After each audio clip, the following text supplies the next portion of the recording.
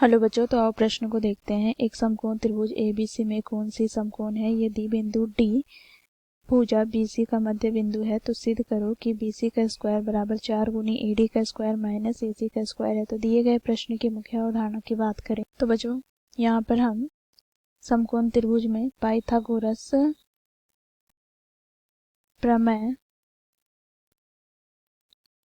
का प्रयोग करेंगे। तो पाइथागोरस प्रमेय से हम जानते हैं कर्ण का वर्ग बराबर होता है लंब के वर्ग तथा आधार के वर्ग के योगफल के।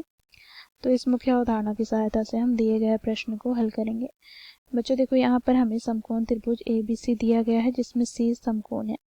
तो ABC जिसमें कोण C समकोण है। बच्चों देखो, यहाँ पर बिंदु D भुजा BC का मध्य बिंदु है, अर्थात बच्चों BD बराबर हो जाएगा CD के। तो हमें यहाँ पर सिद्ध करना है कि BC का स्क्वायर बराबर 4 गुनी AD का स्क्वायर माइनस AC का स्क्वायर है। तो यहाँ पर हम लिखेंगे क्योंकि समकोण त्रिभुज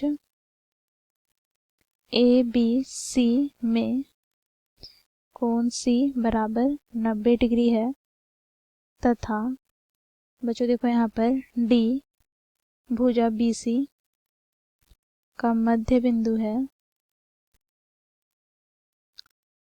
अर्थात यहाँ से हम कह सकते हैं कि BD बराबर हो जाएगा CD के। ठीक है। अब बच्चों यहाँ पर हम समकोण त्रिभुज ACD की बात करें तो समकोण त्रिभुज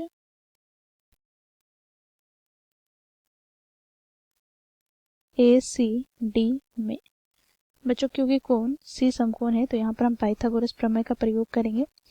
तो यहाँ से हमें प्राप्त क्या हो जाएगा? तो देखो, कर्ण का स्क्वायर अर्थात AD का स्क्वायर बराबर लंब का स्क्वायर अर्थात AC का स्क्वायर प्लस आधार का स्क्वायर अर्थात CD का स्क्वायर। अब बच्चों देखो, क्योंकि हम लोगों ने यहाँ पर देखा कि D BC का मध्य बिंदु है तो बच्चों CD बराबर है BD के। तो यहाँ पर हम क्या लिख सकते हैं? तो देखो यहाँ पर भुजा BC बराबर हो जाएगा BD प्लस CD, और क्योंकि BD और CD बराबर है तो यहाँ से हमें प्राप्त हो जाएगा BD के स्थान पर हम CD लिखेंगे और प्लस का CD, तो यहाँ से हमें प्राप्त हो जाएगा 2 गुनी CD।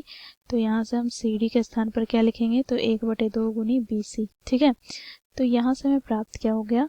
तो बच्चों देखो, AD का स्क्वायर माइनस AC का स्क्वायर बराबर CD का स्क्वायर के स्थान पर 1/2 गुनी BC का होल स्क्वायर। तो यहाँ से हमें प्राप्त हो गया बच्चों AD का स्क्वायर माइनस AC का स्क्वायर बराबर 1/2 का स्क्वायर हमें 1/4 प्राप्त हो जाएगा गुना BC का स्क्वायर। तो इस प्रकार बच्चों हमें BC का स्क्वायर बराबर प्राप्त हो गया 4 गुनी AD का स्क्वायर माइनस AC का स्क्वायर। बच्चों देखो, प्रश्न में हमें यही सिद्ध करने को कहा गया था। तो इस प्रकार बच्चों हम लोगों ने मुख्य अवधारणा की सहायता से दिए गए प्रश्न को सिद्ध किया। आशा करती हूँ आप लोगों को यह प्रश्न समझ में आया होगा। धन्यवाद।